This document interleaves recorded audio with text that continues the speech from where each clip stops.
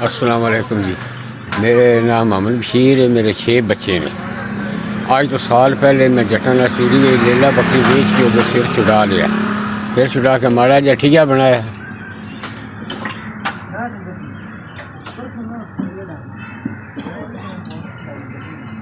भांडे से खरीद लैने ठीया शुरू कर लिया। हूँ चीनी घ्यो वास्ते पैसे किसी तो उधारे मंगना तां भी कोई नहीं देंदा। तो मेरे कोल भी कोई नहीं। जेड़े वजह नाल मेरा कारोबार ना होने के बराबर ही गया।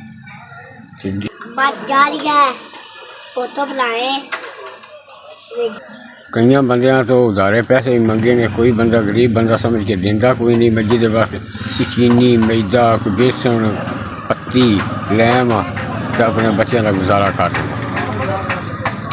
जेड़े बंदे पैसे वाले ने उन्होंने को मंगना तो आखते ने कि मोहनी सीरी रल जा सीरी चंगा है तू आज़ाद ना हो। तो मैंने अल्लाह आज़ाद किया है।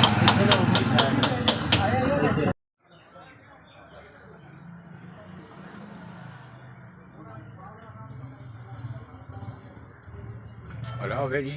मैंने मेरी मर्जी के मुताबिक दुकान वास्ते सौदा मिल गया। मेरी दुकान उठा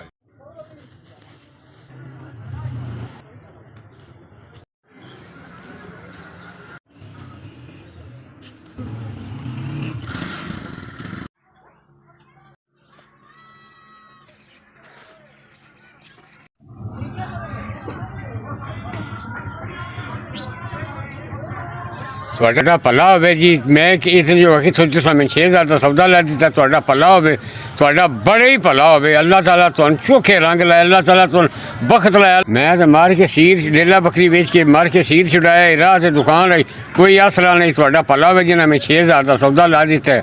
भला ही हो थोड़ा चोखे रंग लाया खुदा तुहानू। सारा दिन बैठा रहा गाहक आउंदा कोई गाहक आउंदा सौदे ना। तो इस आस से बैठे आई अल्लाह ताला मैंने कदी ना कदी सबब बनाए दा सौदा तरह का। तो मुझे गाहक आवे बच्चों की रोजी बन जाएगी।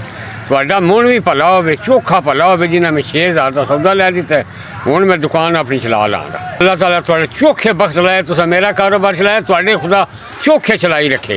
वो थोड़ा अपना मेरी दुकान चला ली है। अल्लाह ताला थोड़े कारोबार चलाई रखे।